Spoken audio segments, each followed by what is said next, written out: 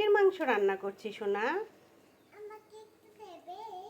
হ্যাঁ দেবো তো তোমাকে, তুমি খাবে?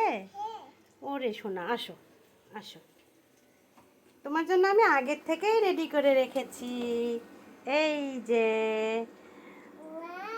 হ্যাঁ তুমি খেতে চেয়েছিলে না, বলে রেখেছিলে যে, এই জন্য। তোমার খুব পছন্দ মুরগির মাংস? ও বাবা, তাই? আচ্ছা ঠিক আছে, তুমি বসে বসে চামিচ দিয়ে খাও।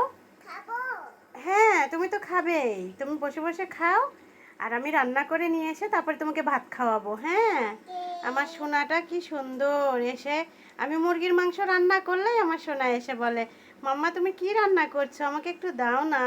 ও এরকম বাটিতে করে করে প্রতিবার খায়। আচ্ছা ঠিক আছে, তুমি চলে যাও ঘরে। হ্যাঁ।